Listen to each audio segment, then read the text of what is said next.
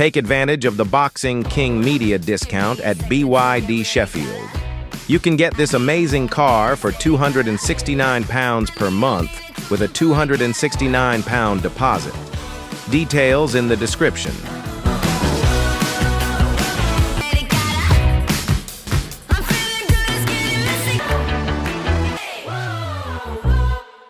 Boxing King Media, powered by BYD. Sunny Edwards, we're going to try something different. It's freezing, mate. It's probably like 1 degrees. You're wrapped up nice and warm in a Hugo Boss. Yeah, I always have one interview outside. I always get caught with one. I've never interviewed you outside. I don't think I've ever interviewed you outside. Now you normally get the VIP luxury package, but this time you caught me on the way out. To be fair though, you've been busy. You've been busy today. Busy networking out with me, but I was just thinking back, like I captured one of your most exciting moments in outside your boxing career, which the troll spar, which somebody was talking to me about earlier. I completely forgot about it. Did you know that video went viral in Japan, most random places? Oh, I wonder why. Yeah, I didn't know that though. Some Japanese channel basically asked me if they could use it, and then they translated the language just to kind of sell the story that this guy from Twitter came and challenged a world championship boxer, and they made like a little meme out of it. Oh, no way. Yeah. Well, shout out to my supporters in Japan. Yeah, good shout out. I never got to fight in Japan. That was the one thing on my bucket list I never got to do. The one thing, New Year's Day on my birthday, is always something I wanted to do. I never got a chance to. Yeah, they always do these mad events on New Year's Day, don't they? New Year's Eve. But yeah, them guys are some of the best guys at the smaller weights are in Japan, aren't they? Yeah, 100%. And they have good support as well. Where like in the UK, if you're a heavyweight, people are ready to come out in their droves. But for the flyweights, not so much and not all as quick. But yeah, in Japan they don't really seem to suffer from that, and they have their big events, and they're often based around the flyweight, super flyweight, bantamweight fighter as the main event, and a lot of the undercards. So yeah, shout out to Japan boxing, and everything it does for the lower weight divisions. If I knew anything in Japanese, I would have said it now, but I don't. So we'll go to the boxing. Real fighters only in the house today, i.e. Sunny Edwards. Your fighter, Ed Hardy, mate. I remember meeting him years ago. In fact, I met him in the gym the day I met you a few years ago when he was still an amateur. I remember looking at his hands, mate. His hands are like sausage fingers, but in a nice way. Like they're like a 40-year-old man's hands who's been doing proper graft for years. And mate, he's got some hammer in them punches. And what a performance tonight. Yeah, it just showed maturity again. Every performance, I think he's getting better. I think he's getting more comfortable in there, more belief in him. And yeah, I think it was a great performance today. Everything that was asked of him from the corner before the fight, during the fight, he was responding too well. He looked dangerous, he looked composed, he looked calm. He weren't rushing his work. He found his range very well and very early. And yeah, he hurt the kid right at the end of the first round. Did well to get through the round, and then got him out there at the beginning of the second. So yeah, job done. Exactly how you could have asked for. He's vicious as well. Like, if you speak to him, he seems like the nicest kid in the world. You wouldn't even think he's a boxer, but he fights like a bloody madman, like he wants to kill people in there. Yeah, I think he's just got a lot of belief in what he brings to the ring. But what I really enjoyed seeing is like he didn't get carried away. Even the couple of times he did buzz him and hurt him, the moment that kid looked like ready to throw back, he got the range, he got his stance, he got prepared to react and respond to shots. And I think, I don't think he really put a foot wrong in there tonight. Definitely not. I know you got a few days of mad travel up and down the country. Where are you going next? So tomorrow morning we're heading up to Glasgow. Brandon Dayor challenges for the British title. A good close friend of mine, someone I came through the amateurs with, and someone I've been looking to support and get a good opportunity. Bit frustrating, like probably the unhappiest I've been of any of the fighters that I've worked for, and the amount of time it took for him to get his opportunity. There was pullouts, champions vacating, then mandated opponents pulling out. And then this fight was originally meant to go on a big show at the beginning of the year. It was all made for it, and then unfortunately those big fights, the big fight didn't happen, and then the card didn't happen. And then shout out to Ian Wilson, the Sporting Andrews Club. They put together the show, put together the offer, and look, here we are. So yeah. And where are you off after that? And then 6 o'clock in the morning, travelling down from Glasgow to Essex, so that'll be my next 7-hour round trip. Not round trip, 7 hour down, and then 4 hours later that day back up off the road. But Yeah, things we do for our fights. Indeed, mate. Just want to get your opinion on, because we're here before you both freeze to death out here. I've got to speak to you about the Adam Azim performance at the weekend. A lot of people talking about the inside work he did. What did you make of his inside game? I'd be lying if I really watched the fight, if I'm honest. I think Adam's a terrific fighter. I think he's got great potential. I think, if I'm honest, I think it's crazy to me that you vacated the title to avoid a fight. You've turned down multiple offers for a fight, and then you win a fight, and then you say to an opponent directly, you better be watching, but then also say, when asked, oh, is that fight happening next? Oh, no, it's still marinating. Can we just stop all that talk, please? Just say you don't want the fight because right now you don't think you'll win. That's it. I don't want to hear nothing about it. It's going to be bigger in the future. You're building it. It's marinating. It's slow cooking. I don't want to hear none of it from anyone ever. If you don't want that fight now, that's cool. There's nothing wrong with it. But you have to hold your hands up and go, nah, that fight's... I'm not ready for that fight yet. That's the reality when we're talking, because Dalton's been chasing that fight and they've been making offers to try and make that fight happen for the last 2 years. Just get your management side and your boxing brain on. So, because one of the big arguments is that both fighters make more money if they fight down the line. I don't care about that. I don't care about that. And the only person that cares about that is on Adam Azim's team, because everyone on Dalton's team is ready for that fight now. And Dalton's making good money and has been making good money. He's been headlining shows and headlining arenas. He has done that multiple times. So it's not because he wants a little leg up. I can promise you he's getting more than Adam. I can promise you it. Well, I asked Jamie Moore the other day, because it's always good to get varied opinions. He was basically saying they're both in a position now, neither of them can afford to lose because he drops them down really bad. So he's saying now they're in no man's land. That's how he described it, and he reckons they should just wait another 12 months where one gets a world title shot, or maybe they both fight for a vacant world title against each other. Nah, do you know why I hate all of that talk? Because if you're not the best fighter in Britain, why are you fighting for a world title? That's the game, innit? It's not my game. Never was my game. Clear up who's around first, then go on to the next level, clear up who's there, then go on to the next level. Don't just keep getting 36, 35, 38 kind of half-retired fighters in the ring, beating them, and then call out all the fighters that people actually want to see you fight, but then say, actually, nah, like, I'm not trying to hear any of that, to be honest. It's just, for me, it's a way of protecting a fighter that's not ready for that fight yet. And of course, for some eyes, avoiding fights where you lose at all costs until they're just millions and millions and millions is the way to correctly manage a fighter. I very much disagree. And a word on Dalton Smith, and I raised this point with a few people. It's quite unfair when he's just stepped in and beat the guy that the promoters and the managers and the matchmakers have put in front of him, flattened him in a round, and then you get people jumping on saying the opponent was really poor. Obviously, it's not his fault. So how do you kind of explain to people that's just the game? Because if, let's just say, for example, if Dalton... He weren't no poorer than the kid that Adam Azim won a European title. That's what happens for European titles. You get them sort of level of fighters. Dalton is just a world-class fighter. So absolutely punched holes in him. Didn't matter the kid was much bigger than him. Didn't matter the kid was tough. The kid hadn't really been stopped or anything. Like, none of those things mattered for Dalton.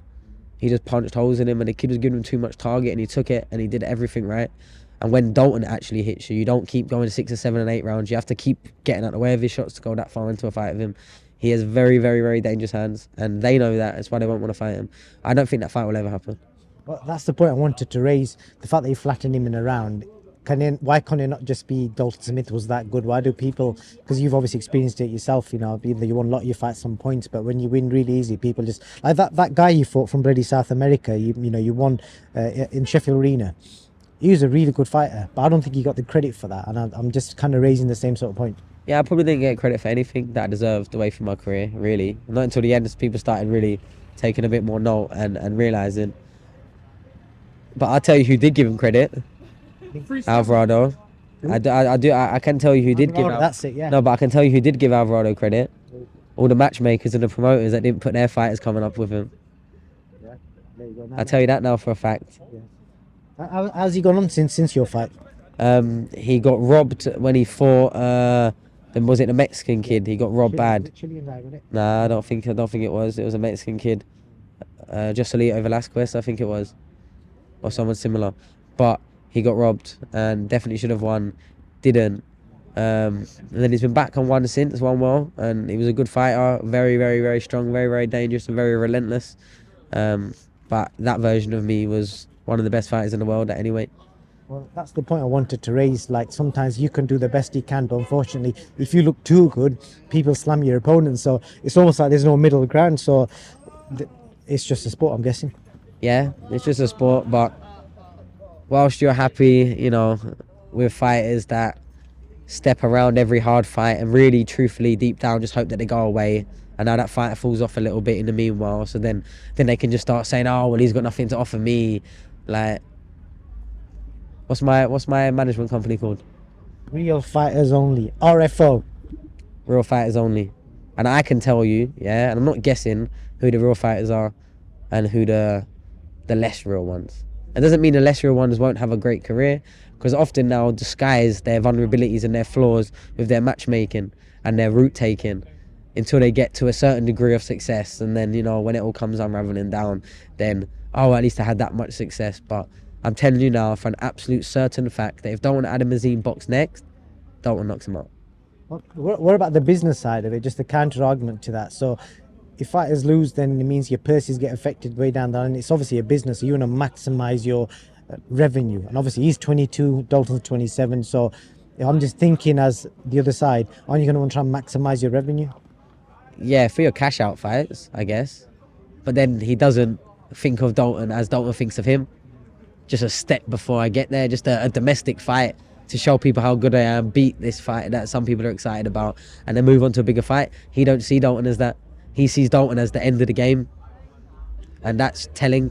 Very, very telling in my opinion. And it's probably not him. Like I said, I have no issue with Adam Azim. I think he's a terrific fighter, like I led with. But when we're talking about business, you keep bringing up business. Okay, well, you have all the fighters in every single promoter with that same mindset, and you've ruined boxing within 12 months. That's a very fair point. You've ruined boxing within 12 months. Turkey Al Sheikh is working tirelessly to undo all the work that has been done to allow this to go on for so long. All of these easy fights, all of them fights that didn't happen, like, because, yeah, might be better business sense for one person, potentially, but you're just really getting rid of all the fights that should be happening as we want them to. Yeah, I think that's some very good, valid points, and it's always good to get contrasting opinions. I can't feel my fingers anymore, mate. Can you? Yeah, I'm warm, man. Yeah. Proper coat this one. Yeah. That's it, really. You're still retired, obviously, yeah? Oh, even more than I was last week. Yeah. Yeah, man, I'm just getting deeper and deeper, more retired, and I'm enjoying it here. Yeah, boxing ring's a hard place to be in. I spent 20 years there. I think I've done my innings, man. Really deep down, I think I've done everything that I needed. Yes, Tyro, I've done everything that's really been needed or asked of me. That's it, really, Sonny. I don't think there's anything else juicy happening. Obviously, the Eubank Ben stuff, I will speak about that closer to the date, but the Azim Smith thing's the biggest story at the minute, so I thought we'd cover that. And your guy Ed Hardy, I urge everyone to check out Ed Hardy on Instagram, and also Real Fighters Only, Sonny Edwards' management company, signing up fighters. You still got some spots? Yeah, I mean, I've realised that I've kind of had to start getting selected with the people that I really kind of commit to, and more just, I don't want to, you know, start getting someone's hopes up if I don't generally think I can deliver and execute something for them. So yeah, I'm in conversation with a few fighters I don't even manage, and if I can bring them something, then maybe we talk from there. In the meantime, if they go and find something, there's no hard feelings, because there's no real skin off my nose, you know what I mean? And I just like connecting good people and good fighters to good opportunities and making good shows. Yes, bro.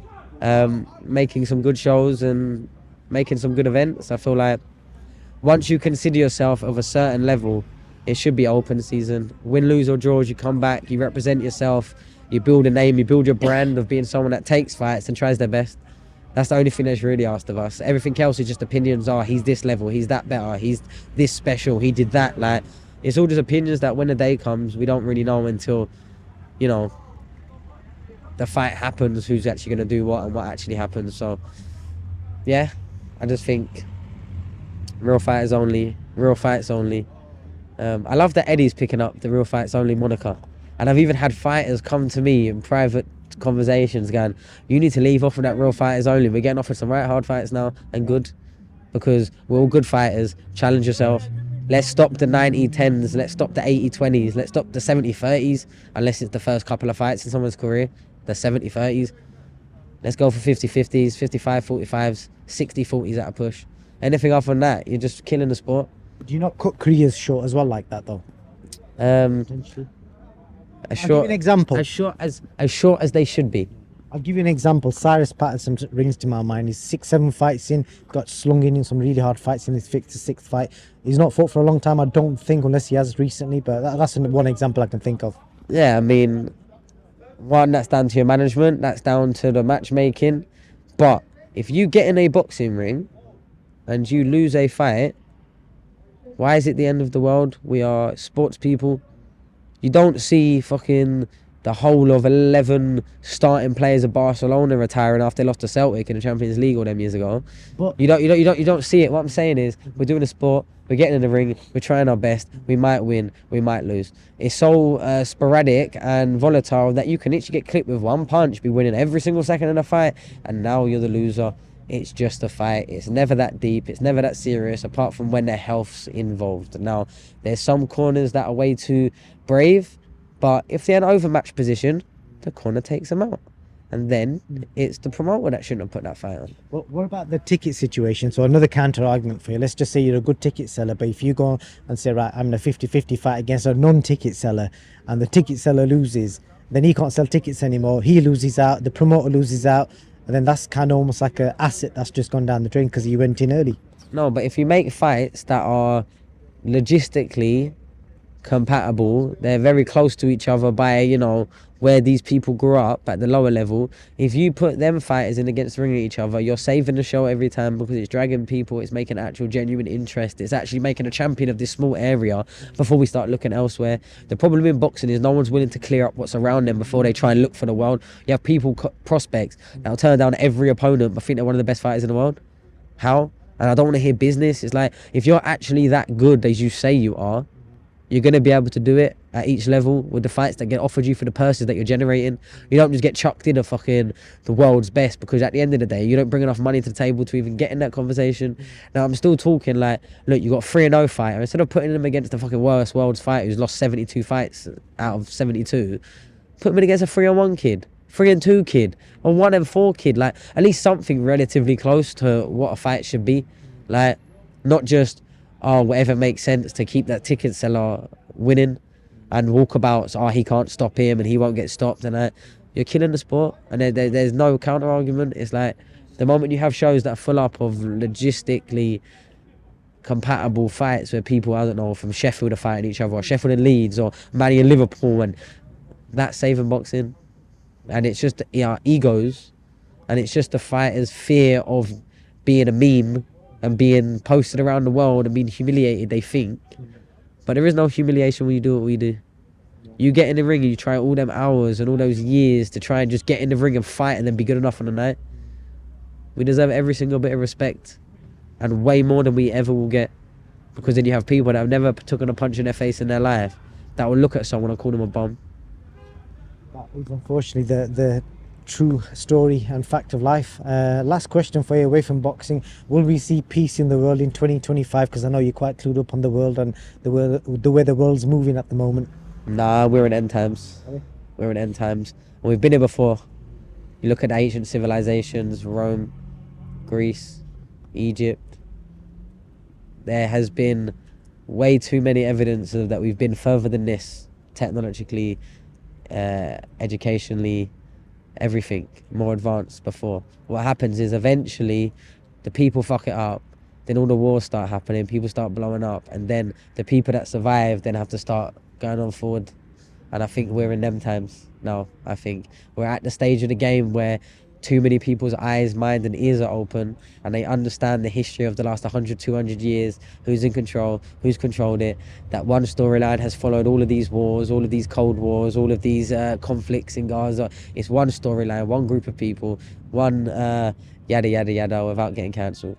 And we're in a state now where people aren't just willing to just put up with it as much. There's still a lot of people that are just completely ignorant to what's going on outside. But at the end of the day, we live and exist in a man-made matrix designed by people before us to teach us, to govern us, to rule us, to imprison us, to tax us. We are born into a matrix, which is people invented systems. The world is the world's biggest pyramid scheme. You know that? The world's biggest pyramid scheme. And everyone that's probably watching this video and everyone that I could speak to on the street, including me and all the fighters, are at the bottom level of the pyramid. The very bottom level. If I can see you in the street, we're at the bottom level. Because the people who are at the top, you won't see. You won't get to see unless they're going someplace they need to be. You'll never see it. We'll leave it on that note. Some wise words there and hope people take note. Sonny Edwards, pleasure. Thank you very much. I got a question for you. Where can discipline take you? Discipline points you toward your goals.